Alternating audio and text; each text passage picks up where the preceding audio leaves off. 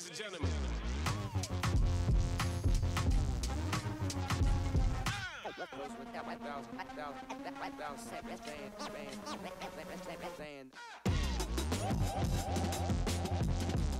Good evening friends, Himalayan stock Gurukul में आप लोगों का स्वागत है। और आज evening wrap up of Indian stock market जो हमने यहाँ पे करना है 6 दिसंबर।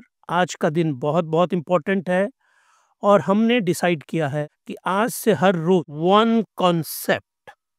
एक कॉन्सेप्ट हम आपको जरूर करवाएंगे। वन कॉन्सेप्ट, और आज का कॉन्सेप्ट है हिमालयन बास्केट इन्वेस्टिंग। यहाँ पे आज हमने आपको करवाना है कि what is Himalayan basket investing. Concept of diversification समझाऊंगा आज मैं आपको, portfolio through the concept of Himalayan basket investing by Himalayan stock Gurukul.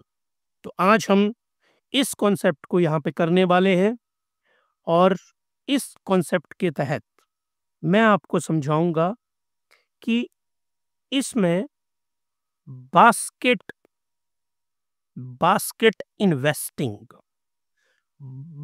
Investing क्या होती है और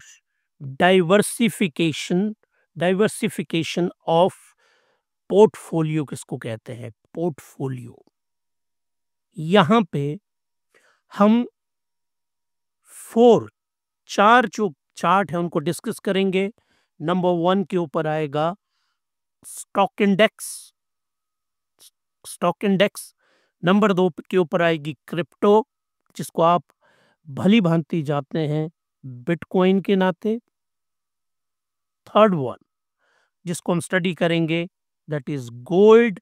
और फोर्थ हम डिस्कस करेंगे नेस्डैक।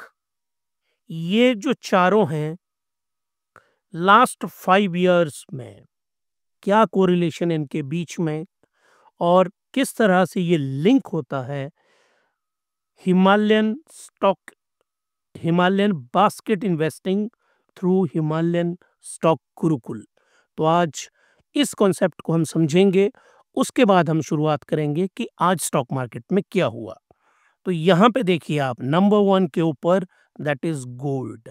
यहाँ पे आप गोल्ड को देखिए, गोल्ड का जो चार्ट है यहाँ पे उसको आप जरा ध्यान से देखिए इस चार्ट को। ये जो चार्ट है ये लास्ट 5 ईयर का, पिछले 5 सालों में गोल्ड का ये देखिए आप, गोल्ड का राइज है कितने परसेंट है, 81%। ये 5 ईयर का राइज है गोल्ड का। और गोल्ड ने आप यहाँ पे देखिए आपकी जो इन्वेस्टमेंट है उसको डबल नहीं किया है। तो गोल्ड की जो इन्वेस्टमेंट है वो सेफ इन्वेस्टमेंट, सिक्योर इन्वेस्टमेंट है, लेकिन वो कंप्लीट इन्वेस्टमेंट नहीं है। और इंडिया में हम सबसे ज्यादा इन्वेस्टमेंट किस में करते हैं, गोल्ड में करते हैं। तो गोल्ड बहुत अच्छी इन्वेस्टमेंट नहीं है। ये देखिए ये 5 ईयर का चार्ट है, ये कोई 1 ईयर का चार्ट नहीं है। 5 ईयर में ये आपके पैसे को डबल नहीं कर पाया। अब चलिए आगे अब आते हैं आप जिसने पूरी दुनिया में तहलका मचा रखा है, दैट इज बिटकॉइन। और जो बिटकॉइन है उसके जो रिटर्न है आप देखिए कितने, मल्टीप्लाइड बाय 12 टाइम्स। 1,000 रुपए को आपके को इसने 12,000 रुपए बनाया पिछले 5 सालों के अंदर। तो 1 लाख रुपए अगर आपने इसमें लगाया होता 5 साल पहले तो वो 12 लाख रुपया होता। दिस इज एवरेज, याद रखिए आप, ये एवरेज रिटर्न है। तो ये एक मैसिव रिटर्न यहाँ पे किसने दिया हुआ है, बिटकॉइन ने। आगे आप निफ्टी 50 जो इंडियन मार्केट में टॉप 50 स्टॉक्स हैं, ये उनका इंडेक्स है और इसका रिटर्न कितना है 107%, जो कि अच्छा रिटर्न है। बहुत एक्सीलेंट तो नहीं कहेंगे हम, लेकिन 21% की एवरेज से एनुअल रिटर्न देना अपने आप में बहुत अच्छी बात है at the span of 5 year. तो 107% का रिटर्न दिया निफ्टी ने। और नेस्डैक, ये देखिए आप, नेस्डैक 100, ये न्यूयॉर्क स्टॉक एक्सचेंज में ट्रेड करता है। टॉप 100 टेक कंपनीज वर्ल्ड की इसमें आती हैं और इसके जो रिटर्न है वो 155% है। तो आपको अमेरिकन मार्केट में इन्वेस्ट करना है। वो कैसे आपने इन्वेस्ट करना है, वो हिमालयन स्टॉक गुरुकुल आपको अच्छी तरह से गाइड करेगा। आप हमारे साथ बने रहिए, आपको हर एक जो एजुकेशन है वो दी जाएगी। तो ये जो 4 इंडेक्स हैं, इन सब में अगर आपको इन्वेस्ट करना है, तो जो आपकी इन्वेस्टिंग है उसका प्रोपोर्शन क्या होना चाहिए, इसका हमने आपका जो स्टॉक पोर्टफोलियो है वो क्या होना चाहिए, गोल्ड पोर्टफोलियो क्या होना चाहिए, बिटकॉइन पोर्टफोलियो आपका क्या होना चाहिए और नेस्डेक का पोर्टफोलियो आपका क्या होना चाहिए, इसको हम हमारी जो हिमालयन स्टॉक गुरुकुल में मैंने पोर्टफोलियो के ऊपर बहुत सारे वीडियो बनाए हैं अपने, उसको मैं अपलोड संडे से शुरू करूंगा करना। और आप लोगों से रिक्वेस्ट है, रिलायंस इंडस्ट्री को लेके मैंने पहला बेसिक वीडियो अपना अपलोड कर दिया है, उसका लिंक मैंने नीचे डिस्क्रिप्शन बॉक्स में दिया है। आप ज़रूर उसको देखिए ताकि आपको आपकी फंडामेंटल जर्नी शुरू हो सके। तो हम यहाँ पे आपको एक्सप्लेन करेंगे कि स्टॉक्स के अंदर कितने परसेंट आपको डालना है, उसके बाद बिटकॉइन में कितने परसेंट इन्वेस्टमेंट करेंगे, गोल्ड के अंदर कितने परसेंट इन्वेस्टमेंट आपकी होनी चाहिए, उसके साथ में नेस्डैक में आपकी कितने परसेंट इन्वेस्टमेंट होनी चाहिए, ये सारा। और फिर स्टॉक भी किस किस टाइप के स्टॉक्स में आपको इन्वेस्टमेंट करनी है, वो सारे फंडामेंटल हम एक्सप्लेन करेंगे। तो इस तरह से डाइवर्सिफिकेशंस होती है पोर्टफोलियो की, और concept of diversification of portfolio through the concept of Himalayan basket investing. तो जो हिमालयन बास्केट इन्वेस्टिंग है, इसका कॉन्सेप्ट अभी मैंने आपको एक्सप्लेन किया। अब हम आगे चलते हैं और आगे हम आज किस तरह से निफ्टी की परफॉर्मेंस रही है उसको हम आज यहाँ पे स्टडी करेंगे। Nifty 50 closes, the broader Nifty fell 0.12% to 24,677, 24,677 का जो पॉइंट है वहां पे आके निफ्टी पहुंचा। अब आज की जो मैंने सेइंग है, हर एक वीडियो में आपको पता है मैं एक कोट लेके आता हूं, और जो आज की कोट है वो बहुत शानदार कोट में इसी से रिलेटेड लेके आया हूं। तो यहाँ पे मैं आपको उसको एट लेंथ भी एक्सप्लेन करूंगा। तो यहाँ पे आप देखिए, by the rumour cell the news, जो हमारी स्टॉक मार्केट के साथ हुआ, ये रूमर्स के ऊपर जो है लोगों ने इसको बाई किया और सेल किसके ऊपर किया, न्यूज़ के ऊपर। यहाँ पे देखिए मार्केट कितना डेंजरस प्लेस है। आज डेटा आया, किस चीज़ का डेटा आया आज, एमपीसी किसने दी है, आरबीआई ने, आरबीआई की मॉनेटरी पॉलिसी आई आज यहाँ पे। इसको रूमर्स एंटीसिपेशन के ऊपर स्टॉक मार्केट पिछले 5 दिनों से लगातार बढ़ रही थी, और आज जब उन्होंने डाटा रिलीज किया तो मार्केट को बहुत अच्छा वो नहीं लगा। ये वही है जो गडरिये की स्टोरी थी ना, शेर आया शेर आया शेर आया, लेकिन जब एक्चुअल में शेर आया तब गांव वाले कोई बचाने नहीं गए गडरिये को। तो एक्चुअल में आज जब पॉलिसी आई तब कोई नहीं आया इस स्टॉक मार्केट को बचाने के लिए। तो अगर आप ट्रेडर हैं, मैं हर रोज बोलता हूं कि अगर आप ट्रेडर हैं, जरा बच के, जरा नहीं बहुत बच के यहाँ पे रहिए। अगर आज आप ट्रेडर होते और आपने आरबीआई की पॉलिसी के अकॉर्डिंगली इसमें लॉन्ग किया होता तो आपके सारे शॉर्ट हो जाते और आप खूब सारा पैसा डुबाते अगर आप इंट्राडे करते या फ्यूचर ऑप्शन करते। तो ये देखिए, आज आज मैं यहाँ पे एक और इंटरेस्टिंग पॉइंट आपको बताना चाहता हूँ। ये टाइम देखिए आप, यहाँ पे दिस इज 10, यहाँ से पॉलिसी शुरू होते हैं और यहाँ जैसे ही वो पॉलिसी की स्टार्टिंग के पॉइंट्स उनके आते हैं, आरबीआई के मार्केट धड़ाम से गिरती है। फिर क्योंकि अभी पूरी पॉलिसी अनाउंस होनी थी, फिर उसका एनालिसिस होना था। मार्केट ने जो होते हैं अंदर के पार्टिसिपेंट, कुछ उसको ऊपर लेके गए। वहाँ पे बहुत सारा एक वल्गर क्राउड इकट्ठा होता है, जो आपको वहाँ पे इतना कन्फ्यूज़ कर देगा, कुछ नहीं समझ पाएँगे। फिर उसने कंसोलिडेट किया कि कुछ और अच्छा आएगा, कुछ और अच्छा आएगा।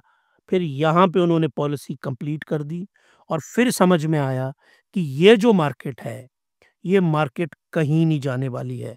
इस मार्केट में आज के दिन में कुछ भी होने वाला नहीं है और मार्केट ने फिर रिएक्ट किया और मार्केट वाज़ डाउनवर्ड। तो ये देखिए स्लोपिंग। स्लोपिंग किस तरह से रही मार्केट की? Sloping was downward. तो डाउनवर्ड स्लोपिंग में निफ्टी नेगेटिव में बंद हुआ आज, तो कोई बहुत अच्छा रिएक्शन वहाँ नहीं दिया गया। और कारण, रीज़न्स, क्योंकि आज मॉनेटरी पॉलिसी आनी थी। आरबीआई की जो मॉनेटरी पॉलिसी आती है, the central bank cut the cash reserve ratio by 50 basis point. उन्होंने 4.24%, पहले कितनी थी ये 4.50, और अब कितनी कर दी 4%। दो वीडियो मैं अपलोड करने वाला हूँ, यहाँ पे लिंक भी दूंगा, वो अलग से वीडियो भी आएंगे। जो मेरे अलग से वीडियो हैं, उन वीडियो के अंदर जो पहला वाला वीडियो है, उसमें मैं एक्सप्लेन कर रहा हूँ what is the concept concept of MPC, जिसको बोलते हैं मॉनेटरी पॉलिसी। क्या होता है ये पूरा कॉन्सेप्ट? और दूसरा मैं एक्सप्लेन कर रहा हूँ सीआरआर। दूसरा ये एक्सप्लेन किया जा रहा है। इन दोनों, ये मेरा फर्स्ट वीडियो है। सेकंड में मैं कर रहा हूँ एमपीसी बाय आरबीआई। हम क्या करेंगे, ये जो कॉन्सेप्ट सीखेंगे, इस कॉन्सेप्ट को यहाँ पे अप्लाई करेंगे। उन दोनों वीडियो को आप बहुत ध्यान से देखिएगा, आपको एक्चुअल में समझ आएगा मॉनेटरी पॉलिसी क्या होती है। तो अब हम दोबारा वापस आते हैं अपने निफ्टी के ऊपर। तो इन्होंने ये डिक्रीज किया और उसके कारण क्या हुआ, बैंक्स के हाथ में पैसा बढ़ा। आगे दिखाता हूँ आपको कैसे वो इंक्रीज होगा मनी सप्लाई बैंक के लेजर में। This move was made to increase the availability of money with the bank for lending. Bank के पास मनी जो है वो बढ़ेगा, इंक्रीज होगा, तो वो लेंडिंग क्या करेंगे, इंक्रीज करेंगे। तो मार्केट में पैसा क्या है वो बढ़ेगा। और इसको लिंक कीजिए आप, पिछले 4 दिनों से सबसे ज्यादा कौन से वाला बैंक मूव कर रहा था? HDFC bank, Canara bank. इनको सबसे ज़्यादा बेनिफिट होने वाला है, इनके हाथ में डिस्पोजेबल कैश आएगा। RBI's rate setting panel release primary liquidity about, इतना एक्स्ट्रा कैश मार्केट में आएगा। ये वाला कैश पहले कहाँ होता था? ये सारा कैश ये होता था आरबीआई के पास। अब हम आगे चलते हैं, सेंसेक्स की परफॉर्मेंस देखते हैं। सेंसेक्स भी बिल ऑलमोस्ट फ्लैट लाइन के ऊपर रहा। सेंसेक्स की जो परफॉर्मेंस है आज, आप ये रेड लाइन को ध्यान से देखिए, ऑलमोस्ट फ्लैट सेंसेक्स की लाइन रही है बीएससी की। और reasons, RBI decision to keep the repo rate unchanged at 6.5%, 11th consecutive time is a positive. इसको, ये जो रेपो रेट उन्होंने कांस्टेंट रखे, इसको एक पॉजिटिव स्टेप माना स्टॉक मार्केट ने। ये कॉन्सेप्ट जो रेपो रेट का है, ये भी मैंने अपने बेसिक वाले वीडियो में कवर किया हुआ है।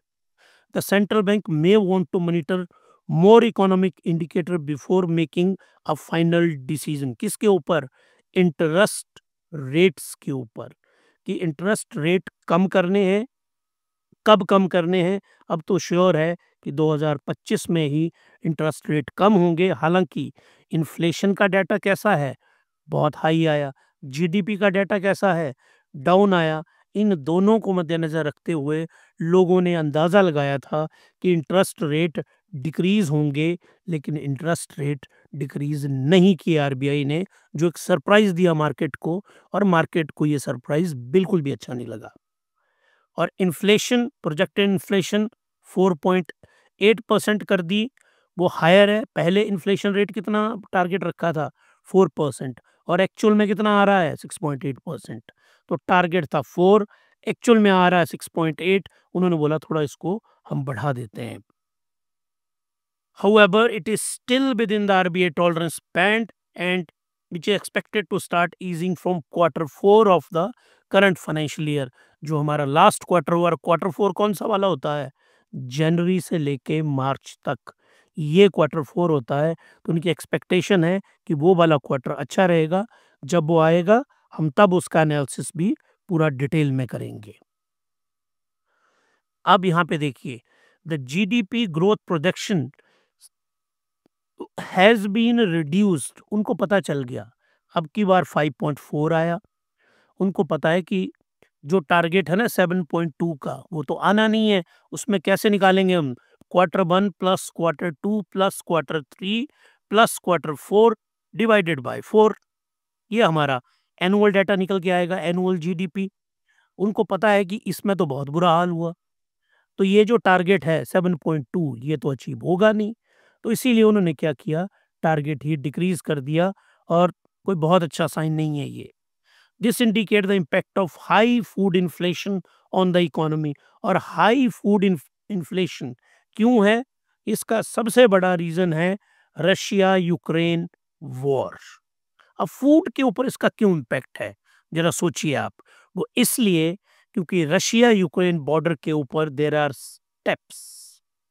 ये जो स्टेप्स हैं, जिस तरह हमारा गंगा यमुना द्वाब है ना, जहाँ बहुत ज़्यादा प्रोडक्शन होती है, बहुत अच्छी प्लेन्स हैं, पैदावार बहुत अच्छी होती है, ऐसे ही स्टेप्स, ऐसी ही प्लेन्स हैं रशिया और यूक्रेन में, जहाँ बहुत सारा अनाज पैदा होता है और दुनिया को में एक्सपोर्ट होता है, और बहुत सस्ते दामों में वो लोग एक्सपोर्ट करते हैं।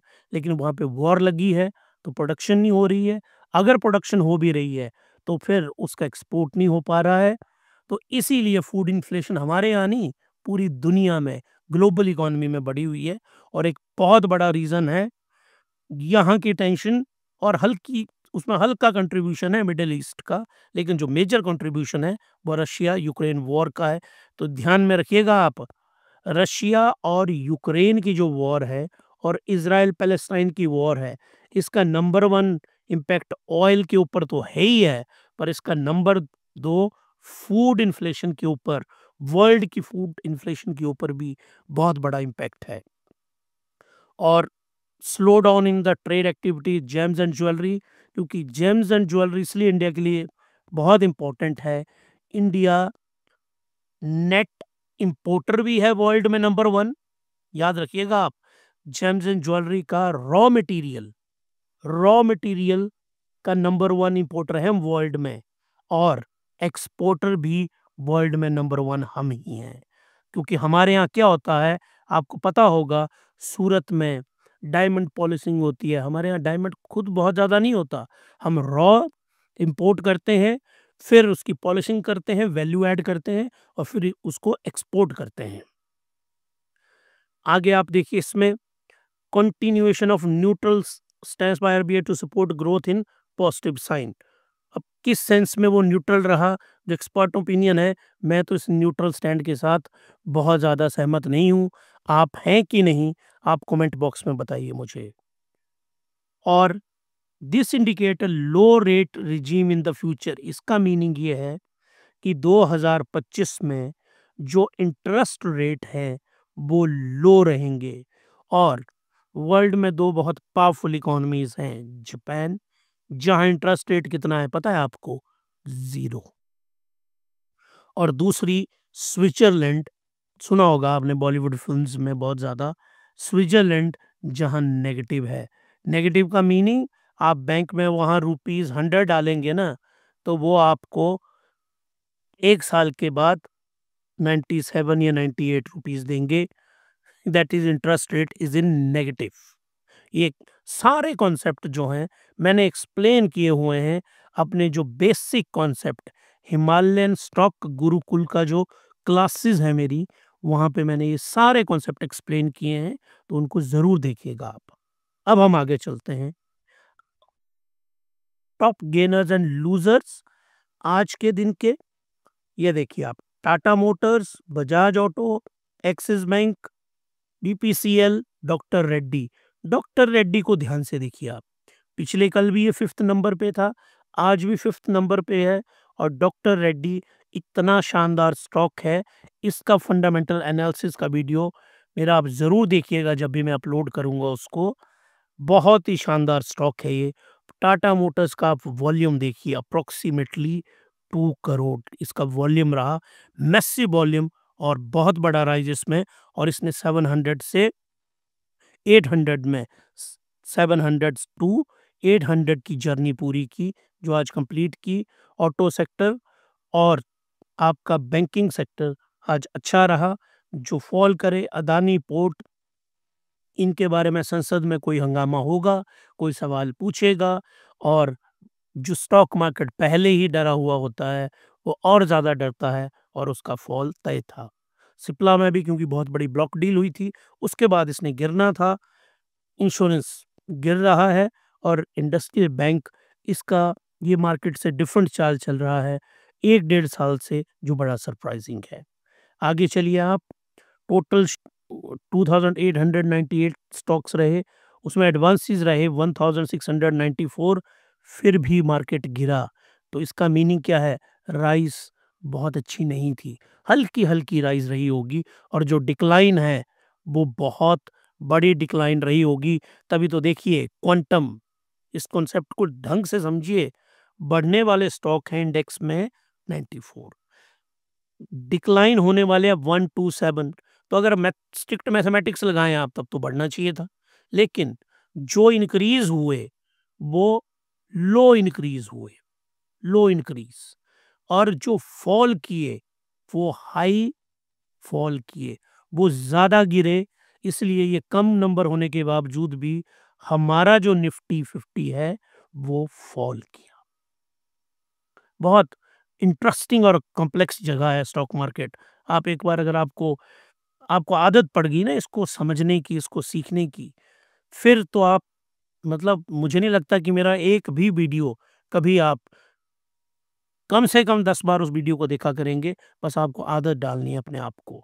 हाई 105, लो 8, अपर सर्किट 150, लोअर सर्किट 40। ये एक एक्सप्लेनेशन करूंगा मैं किसी दिन, इसकी कॉन्सेप्ट में ही लूंगा इंट्रोडक्शन ऑफ वीडियो में, तब आपको मैं इनका डिफरेंस समझाऊंगा दोनों का। अब ग्लोबल दुनिया में किस तरह के रिजल्ट्स, क्या इम्पैक्ट है पिछली रात का, वो आपको समझाता हूँ।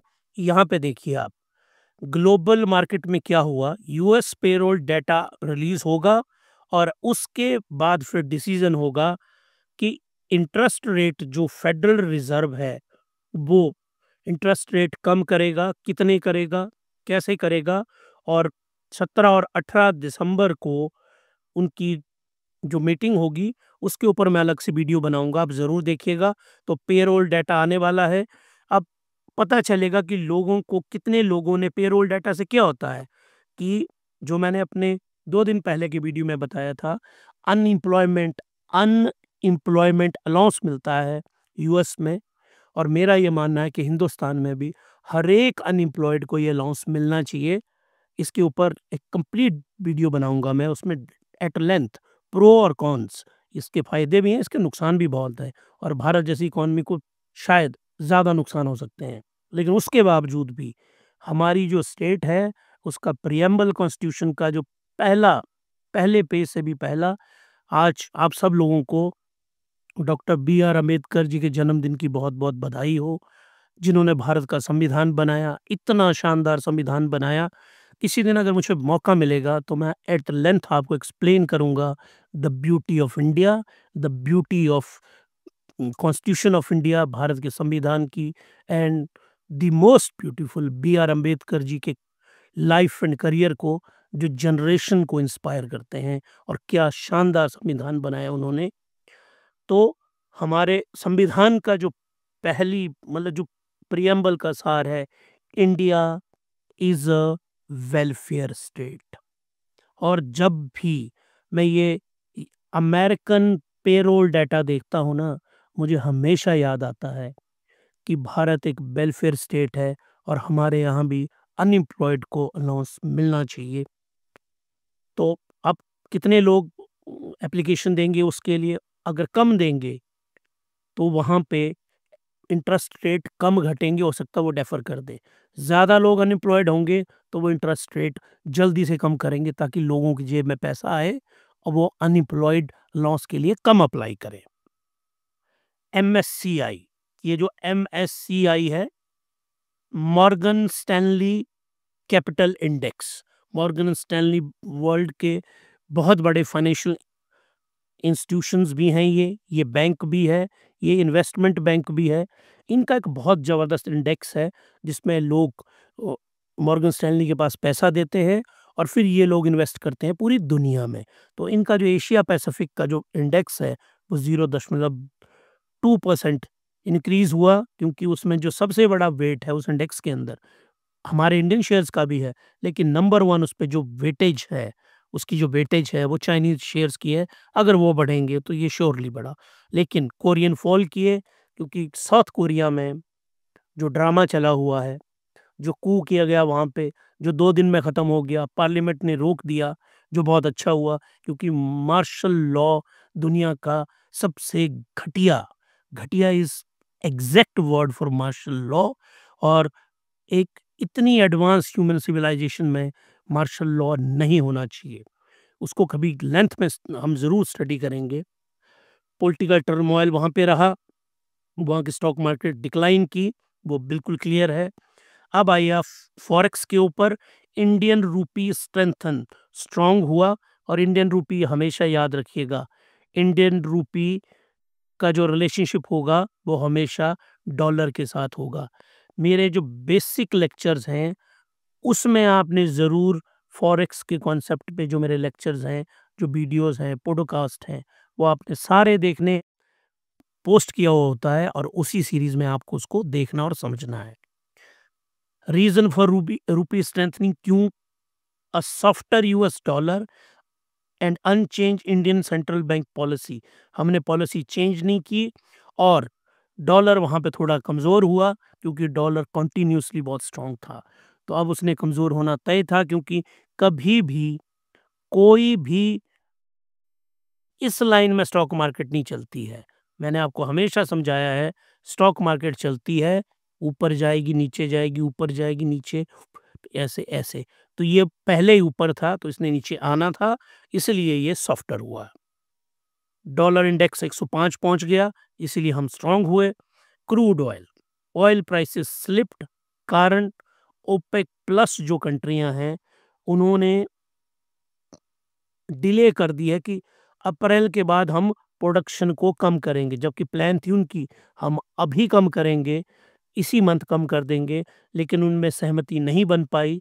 OPEC, organization of petrol exporting countries, एक ग्रुप ये है जो 5 देशों से शुरू हुआ था, आज ये लोग 12 पहुंच गए हैं। और एक इनका प्लस ग्रुप है जो कभी इसमें लोग जुड़ते रहते हैं, कभी बाहर होते रहते हैं।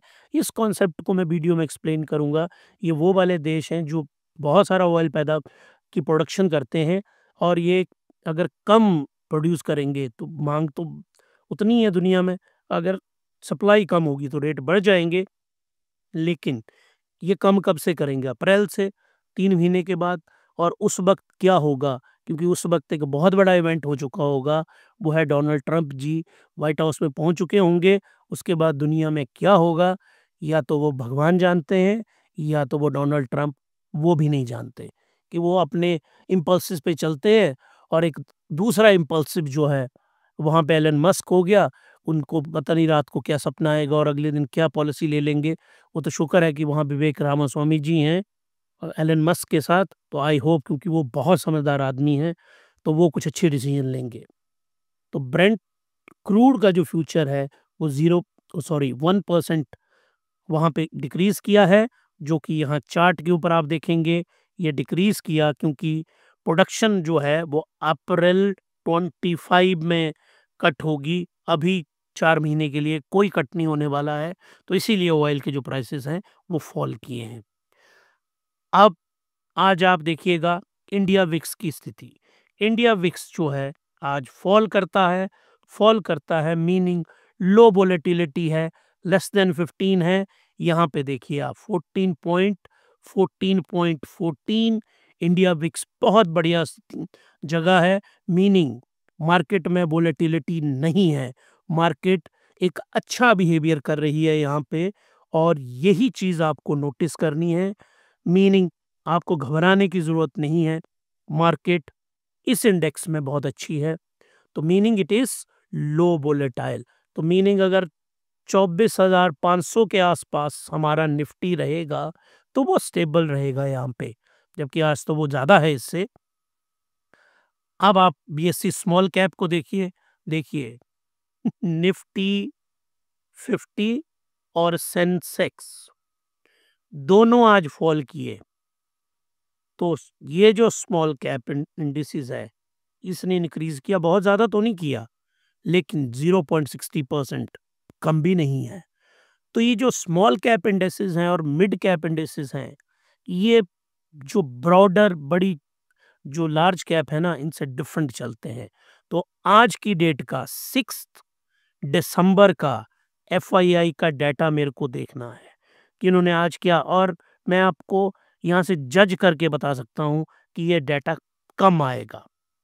और फिफ्थ का डाटा, पिछले कल निफ्टी क्या हुआ था, इंक्रीज हुआ था ना बहुत ज़्यादा, तो यहाँ पे आप जरा ध्यान से जो एफआईआई का डाटा आया है, एफआईआई का डाटा जो आया हुआ है वो मैसिव इंक्रीज हुआ था 5 दिसंबर को। 8,000 करोड़ रुपए के स्टॉक्स एफआईआई ने बाई किए थे इंडियन स्टॉक मार्केट में। तो अगर एफआईआई ने बाई किया है तो निफ्टी 50 इंक्रीज करेगा जो कल किया। पिछले कल का डाटा आज आया था और आज का निफ्टी का डाटा कल आएगा, जो कल के वी लॉग में मैं आपको बताऊंगा। और ये मैं यहाँ आपको बता रहा हूँ कि कल का ये डाटा या तो इस तरह का ही आएगा, बिल्कुल ना इसमें कोई बढ़त होगी बहुत, ना कम होगा, या तो फिर ये कम होगा, ये बहुत बड़ा नंबर नहीं होगा, ये आप कल के डाटा में देखिएगा। तो अब हम इस अपने आज की वीडियो को क्लोज कर रहे हैं। जो एक्सप्रेशन है जो आज की मार्केट पे परफेक्टली सूट करता है, by on rumour cell on news, पिछले 5 सेशन में क्या थी, ये स्टॉक मार्केट के सेशन में क्या थी, रूमर।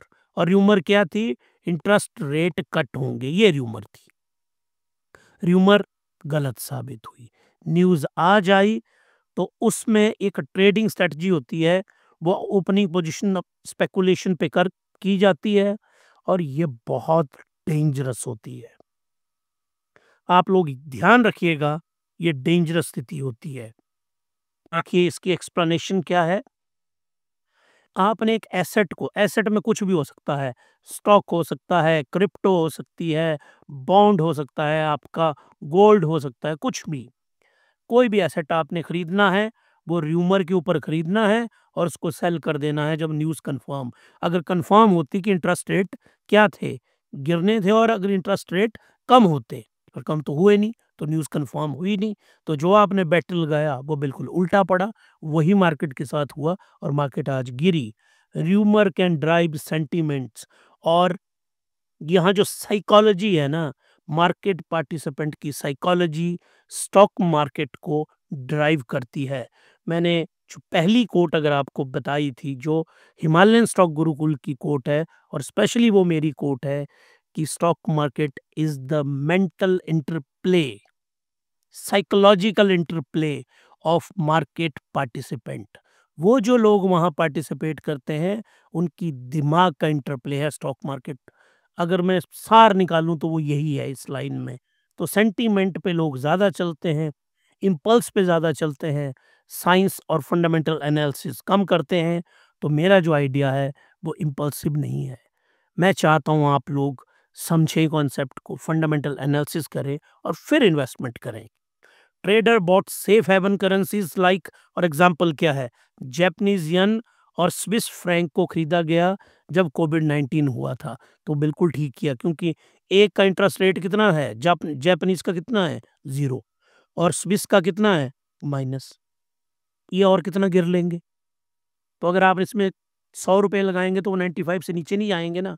और अगर आपने डॉलर में लगाए होते उस वक्त जब कोविड आया था, तो डॉलर के जो 100 रुपी है वो वहाँ पे लेस देन 50 रुपीज़ बचा था। इसीलिए लोग इस सेफ हेवन में गए थे और वो एक स्पेशल कंडीशंस थी, वहाँ पे र्यूमर और न्यूज़ दोनों सेम निकली थी। तो ये वो पंक्ति है जो आज की मार्केट को डिफाइन करती है। ये लाइन इसलिए आज मैंने बनाई थी, इस लाइन को किसी ने नहीं, एक ट्रेडिंग स्ट्रेटजी है ये, कोई इसका प्रोपोनेंट नहीं है इस लाइन का, तो ये एक्सप्लेन करना ज़रूरी था।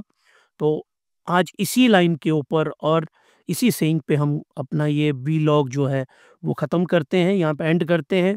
अगर आप यहाँ तक पहुँचे हैं तो आपको अच्छा लगा तो लाइक कीजिए, शेयर कीजिए, सब्सक्राइब कीजिए और कमेंट कीजिए आप इसके ऊपर जो भी आपको लगता है अच्छा, क्रिटिकल, और मैंने कल भी आपको बोला है क्रिटिकल कमेंट मुझे सबसे ज़्यादा पसंद है। आप लोगों ने ये मेरा वीडियो यहाँ तक देखा, उसके लिए आप लोगों का बहुत-बहुत धन्यवाद। Thank you with very warm smile. Thank you very